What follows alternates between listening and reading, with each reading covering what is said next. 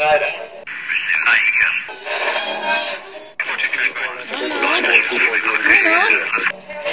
is that you?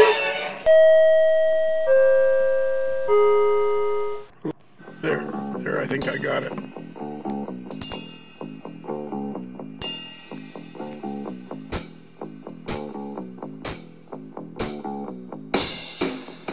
I wonder if this is the last podcast since the first podcast.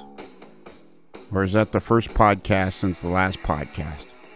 Oh well, it's one of those two things. Hey everybody out there in podcast land, it's another AML. This is an AML special, I guess. Well, in the United States, it's a rather important day. It's Black Friday. It's the day you go out and go shopping and get all the sales and hit all the places you want to hit and get your Christmas presents ready. And here at the AML Nation, we are no different. Today, we are giving away just a one-time offer, the audio from our first ever full-length feature film, Slide Night with Tony Cook and the Evil Overlord. So there's not much to tell other than this is just the audio. So on November the 24th, we released our video on YouTube. You can find it there if you want to watch it. We've had a lot of positive comments about it, but I figured a lot of people haven't had the chance to actually see it. So I thought, you know what? I'm going to release the audio, and then if you haven't had a chance to watch it, you can at least listen to it. What harm could that possibly do? So that's what this is. It's just the audio of our first ever full-length feature film. And I won't give away the plot. I don't want to do a spoiler. But it was great fun making it, and we hope to do some more. Video's a little harder to edit than audio. But if I figure out how to do it quickly, that'll be good. And that's it. I believe that's it. I think we're ready to go. So, like I say, this is the audio from our first ever slideshow. The reason I'm doing this is because our buddy Jordan Cosmo Kramer will be able to listen to this while he's driving into work, or driving to a train show or driving somewhere to get the boss something special. He's out on Black Friday looking for something special for the boss. By that, I mean the Evil Overlord, Jordan. All right, that's it. Enough talking by me. Subway chime. Go. Okay. I think now we are recording. This is our first ever slideshow. It's happening? It's happening now? Yes, I did, but we've already, we might as well tell everybody the truth. We tried it once, and I didn't understand what was going on, so therefore, all we got is audio, which I'm going to release because it's pretty good audio. It's us talking about slides that people can't see. Well, and that happens a lot. You know, it's like what Star Trek has that pilot that they end up going back and getting what William Shatner's not in the pilot. I can't think of the guy's name. Yeah. That's Commander Pike. So, yeah, I mean, again, there's precedence for it. Yeah. Yeah. All right. So what we're going to do is we're going to do a slideshow. Tony has picked out some slides. We're going to look at them. I'm going to make my screen full size here. And you are going to share your screen. There it is. There we go. Boom. I think that's as big. There it is. Look at that. That's just that you can't see us. It's just this actually, if this works, Tony, it's going to be pretty slick. It's fun stuff. And these are, as I said in the pilot, which may be on a DVD release later, you'll get to see the unaired pilot. But these are just things I've collected over the years from the internet where you see something cool, or it's something that maybe for a project or an article that I was like, oh, save that because I might want to look at that later. So these are from all over the place, and everybody knows a lot of those popular spots. If you're looking, I highly recommend, I think it's railpictures.net, and Rail Pictures is together as one word. But, you see on forums everywhere, like Train Orders and other places, guys are always posting cool pictures. So there's stuff all over on the internet, which is one of those just amazing things that we have now. And, it's fun to go through them. So these are just, I went through and I hand selected a few things from various subjects. So we'll just kind of step through a handful of topics tonight and see what strikes us. Your new internet is just blowing me away. We got to do product news and all sorts of stuff because your sound now is even though I know you're just sitting across the desk from me, they must have installed a new mic on your side. I think so. Yeah, the folks at Busted Knuckle upgraded my desk recently. Yeah. So I started the stopwatch on my phone so that we know how when we get to, we'll try to stop around before 20 minutes. Okay. That way, Well, that way, when I haven't done it right again, we won't wait. All right. So what is this? It's Amtrak.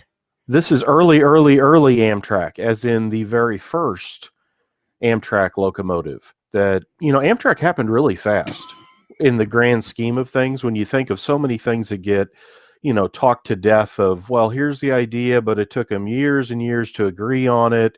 A lot of mergers and other things that never happened, that it seems like it's a decade in the making. But Amtrak truly, by like late 69 is when it really catches that we're going to do something.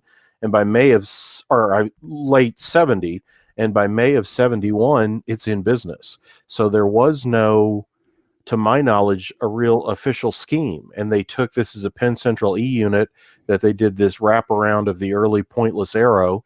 And this was rolled out for the press on May 1st of 71. And this is the E unit later you can see it's got help from 4 other Penn Central E units in some train going somewhere. And I think, is that over at the right?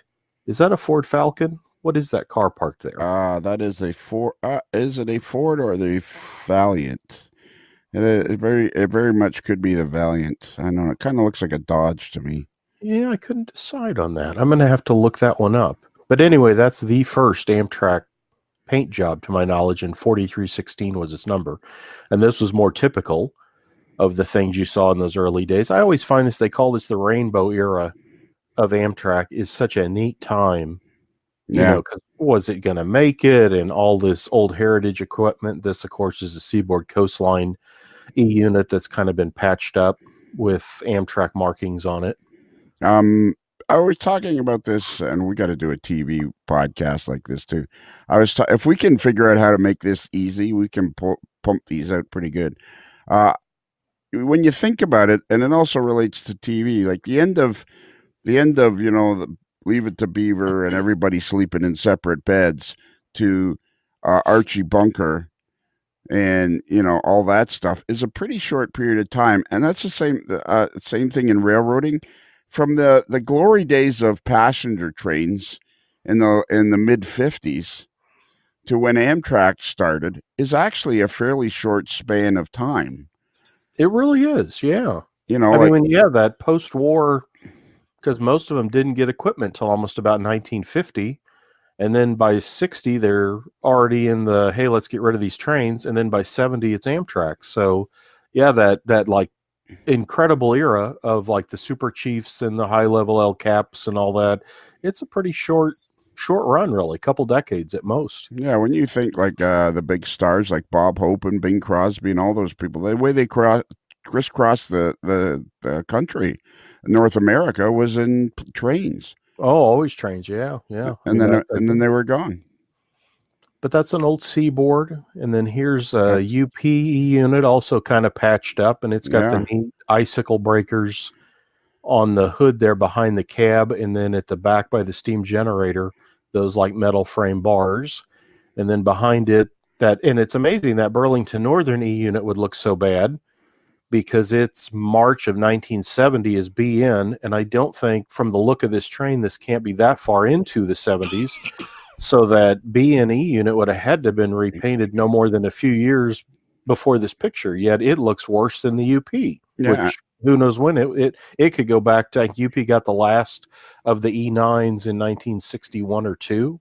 But yeah, that BN I think is exceptional, that it looks so rugged after what can't be more than a few years. And that's Chicago area. Oh, is that Chicago? I was going to ask you that. And look how dirty this train is too. Oh yeah.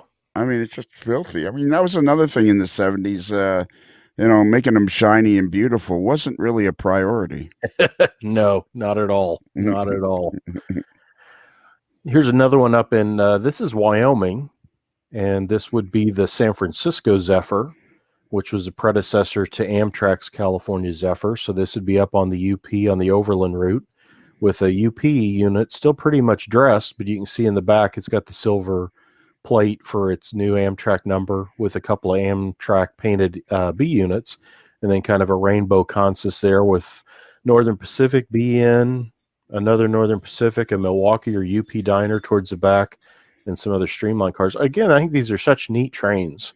Oh yeah. With just the mix of equipment. People would go nuts for this stuff nowadays if they saw one actually. Oh my gosh, can you imagine? Yeah. We're gonna. What's that thing that's sliding along the bottom? That's something. It's basically I have these set up for every 3 seconds to change. It's kind of a slideshow automated thing because I couldn't get that preview function to work. Right. Okay.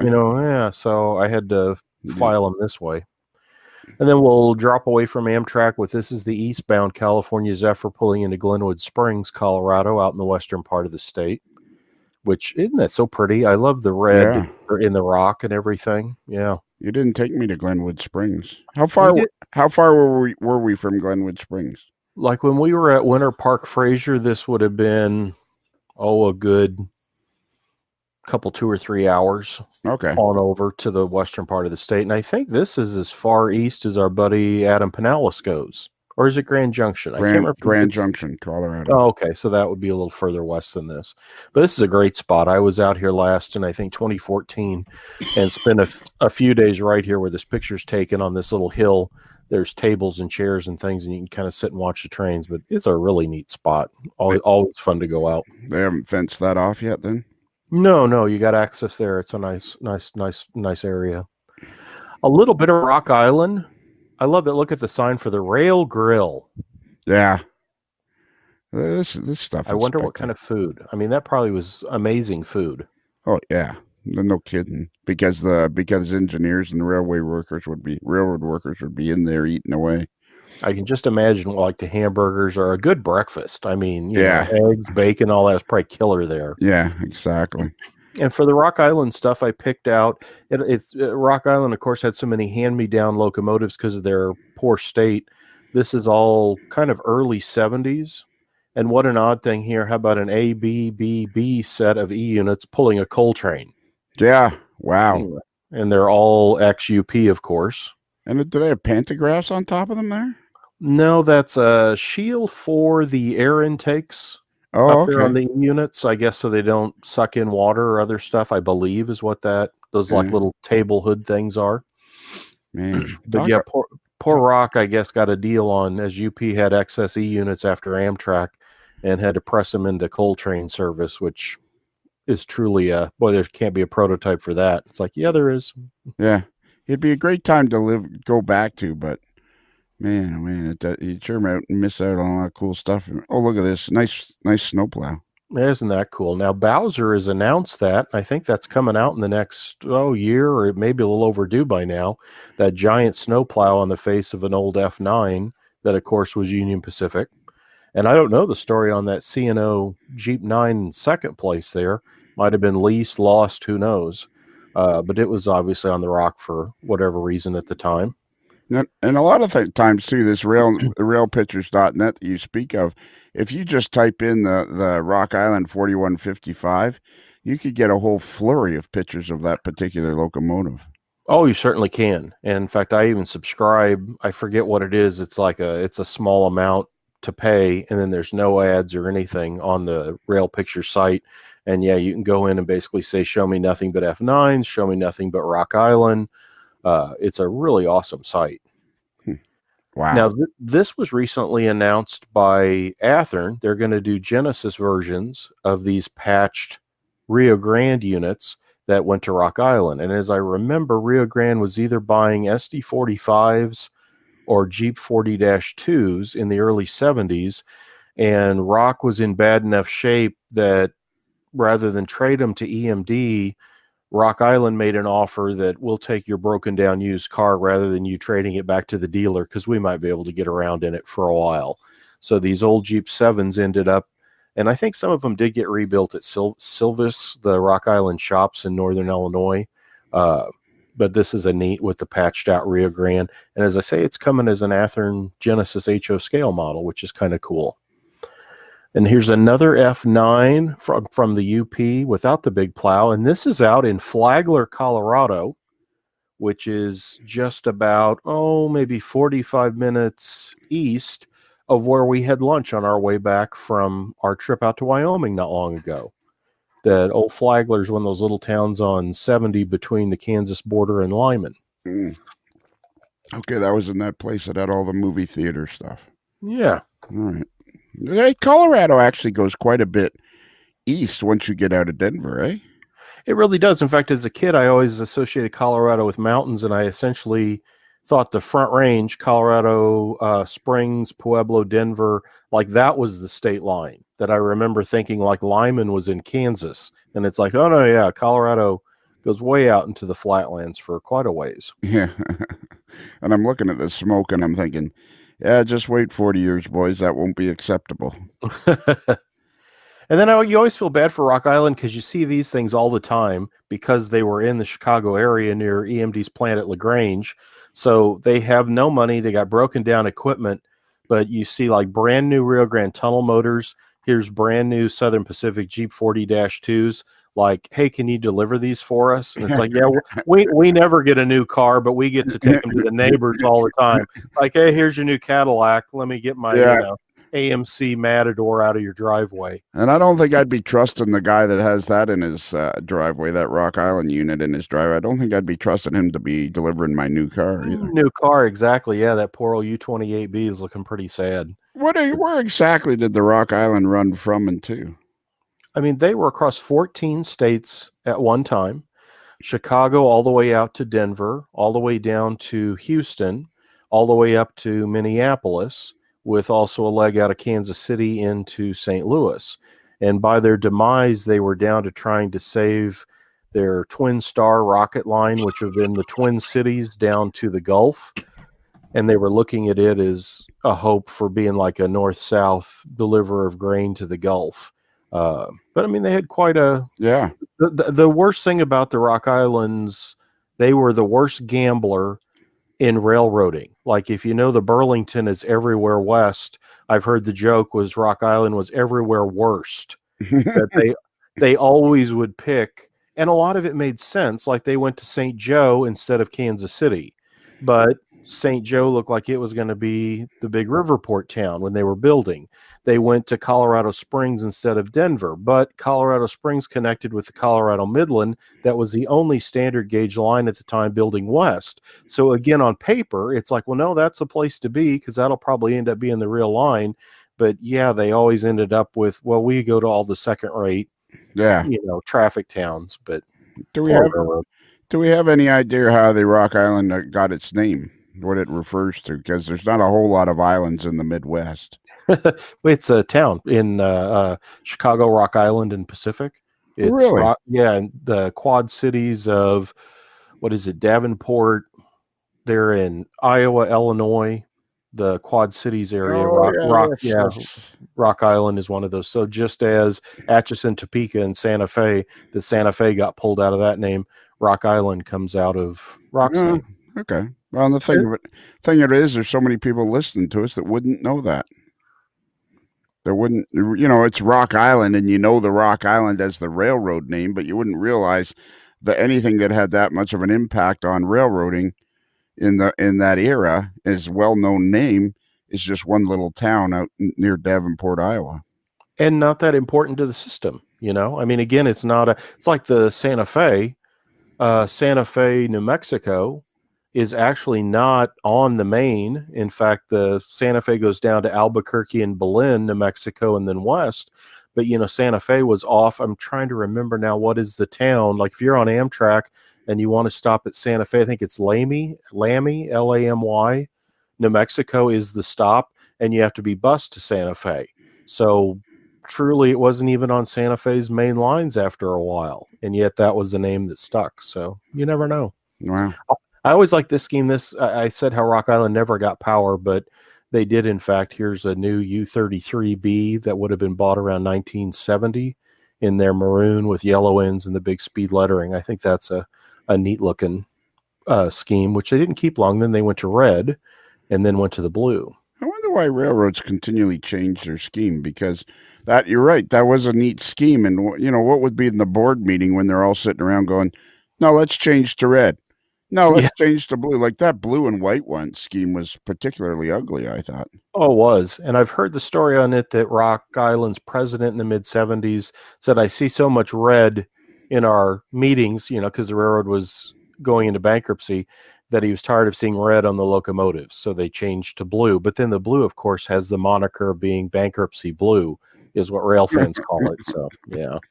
And speaking of bankruptcy, we'll do a little bit of Penn Central here. I always like seeing the signs and things for facilities, because these are things like a lot of us, when you're out rail fanning, Yeah, a lot of us didn't snap pictures of some of this stuff. So when I run across them, especially model wise, because on a model layout, you always like to put stuff like this up to identify yards and such. So that's a cool Penn Central sign. yeah, and I mean, you could pretty much put that anywhere and weather the crap out of it and kind of paint something else over it, and it look pretty sharp. Old Penn Central FA2 with the red and white Worms in Love logo, as I remember being told as a kid that's what that was, which is maybe too much information for a youngster, but I remember hearing that. And I think and there's some with a red C and a white P, and they represented the New York Central and the Pennsylvania. Like there was the red team, and I guess the P was probably, the red P would have been Pennsy, and the red C maybe New York Central, is kind of the combative way the two roads never really worked too well in harmony. And then somehow there were units painted with these different color red logos. I was never a big fan of the shark nose, that particular, that's not shark nose, but the FA units. The poor old FA, yeah.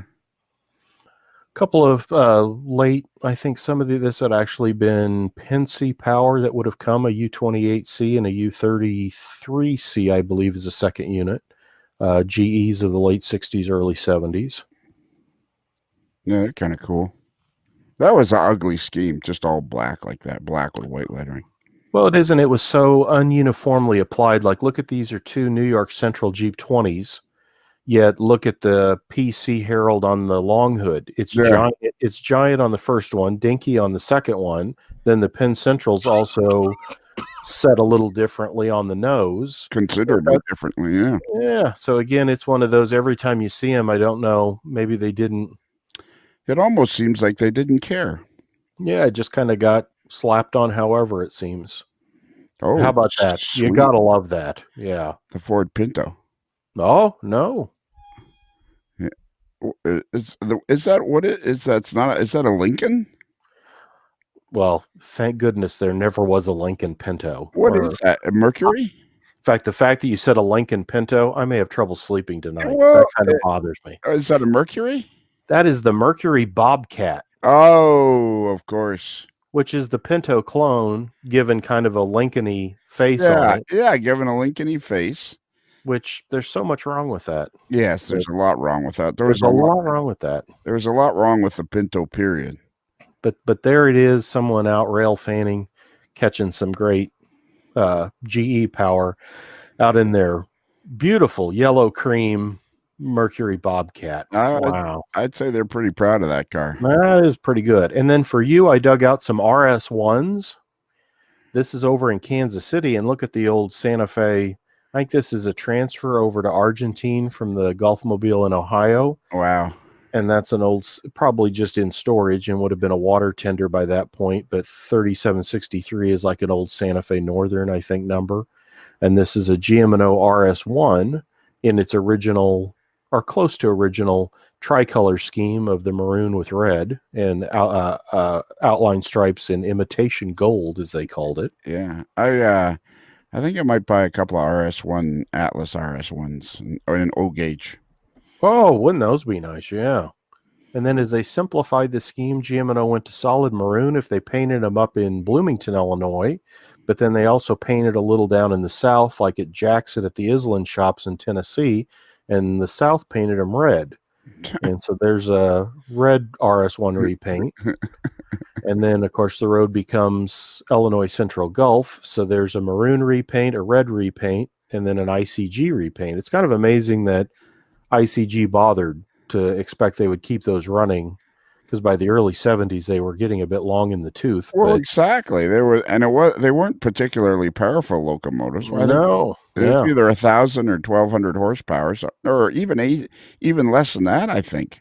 So it is odd. In fact, they had even just bought a couple off the Illinois terminal and dropped a E7 prime mover in the long hood from old GM&OE units down in Paducah, Kentucky at the IC shops. So I guess they felt they were going to continue to need switchers for a while, but I think almost all these were gone by the mid-70s. Yeah, I know. I miss them. All right, a couple more, and then we're going to call it. Oh, look at that. Beautiful.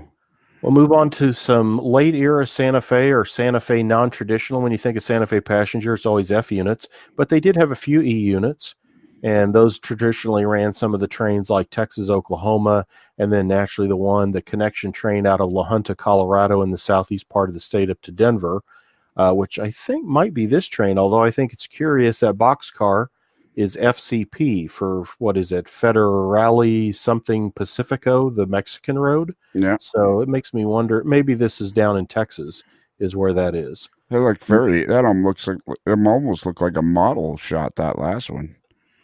And this should be the combined El Capitan Chief coming down off Raton Pass with one of the U-28 CG, an FP-45, and then two F-45s.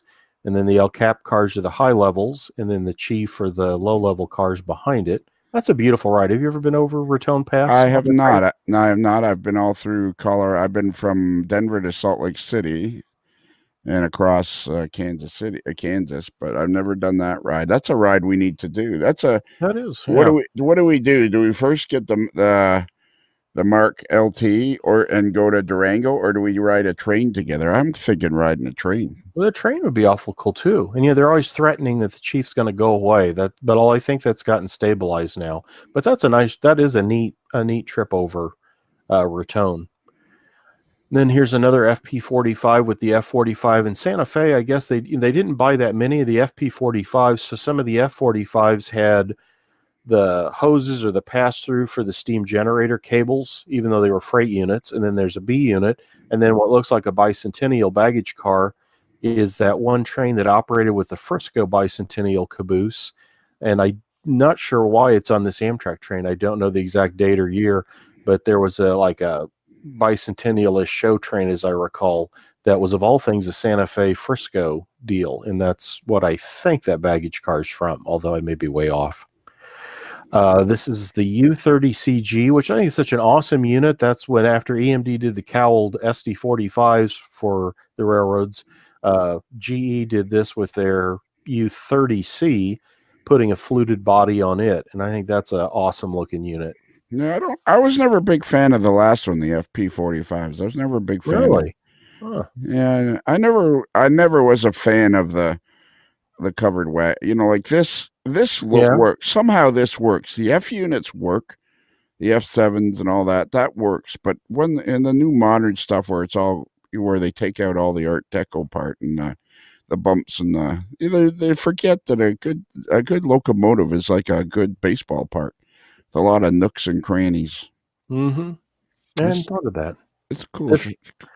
This is Atchison, Kansas, and this is where Bandit and I go to have McDonald's and watch trains quite a bit. This is about half hour, 45 minutes due west of me, and the Santa Fe is coming off a bridge that it's still there, but it doesn't connect to anything over on the Missouri side. You're actually standing in Kansas looking over at Missouri.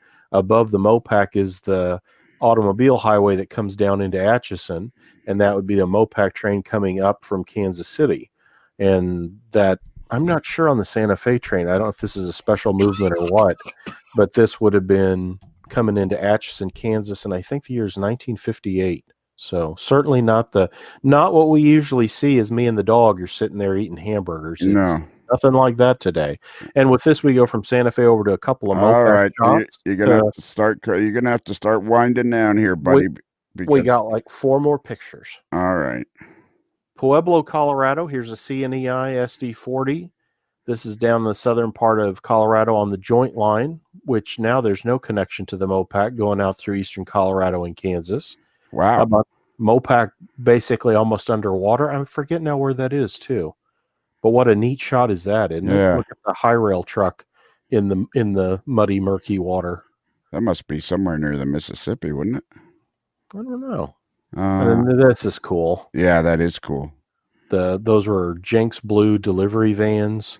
And then neat it says San Antonio in the picture, but you see the famous Pearl Brewer of San Antonio there in the background. Obviously a Mopac publicity picture. And Yeah. we'll end with this cool little shot of, if you saw that like at a module at a train show, you go, how ridiculous is that? Yeah. Why would there be a gondola with noses from Jeeps or SDs in it? And it's like, well, there you go. There's 3 noses in the back of a radiator section tossed in a gondola. That's a great load. That is Isn't that cool? I mean, that'd be an awesome thing to do with some old junk shells. I wonder what railroad that's from, too. I'm not sure. That's a Amtrak SDP 40 and a Santa Fe SD 45. Yeah. But, man, some of this stuff from the 70s is just the coolest stuff to weather and all that stuff. Very cool. But there you go. All right, so that's it. So now let's see if I can work this. Okay, we're back there. Okay, you stopped sharing. See, now we're back on. See, I wore a hat tonight because the other night my hair wasn't so good. You didn't think your hair was up to snuff? See, no. And I did my hair special for tonight. If this works out, it's going to be pretty cool. And then I'll have to move my screens and everything, and people, and it's like, oh my God. See, the problem is, this is my laptop over here, but I have a big screen over here. This is what I stare at when I'm working, and this is where I record the podcast. But we have the cameras off, so nobody can see that I'm not looking at them. Well, you can get one of those little cameras too. You know, I could plug in, so you could have it any place. Yeah, I could. Okay, our email address. You want to try it, even though you're drinking coffee? I've had my coffee, so I'm ready and raring to go. If you'd like to send an email to us, you can do so at ModelersLife@gmail.com, and that's modelers with 1 L like Penn Central, not 2 like Lehigh Valley. Well, that has 3. Yeah. Valley. Yeah, see, I've fumbled it. There you go. Right. Well, Cadillac. There you go. All right. No. Yeah. Oh, we got our website. Yeah, we have a website at ModelersLife.com, ModelersLife.com. I got a feeling this will be on our free channel for a while. Just throw it up on YouTube and see who likes it. And that's it. We have a website. We have our email address. So this is it. Tony, are you ready? I'm ready. So remember, a modeler's life is considered marginally adequate by 6 out of 10 35mm slide shooters.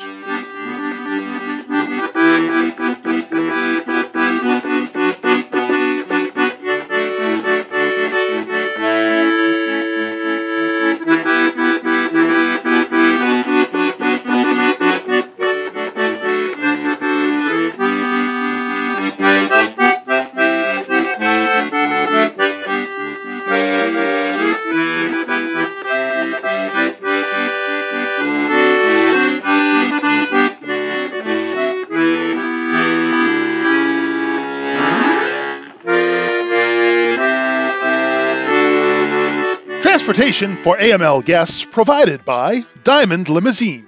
Diamond Limousine, where all of our vehicles are true diamonds in the rough. It's another Lincoln Homer.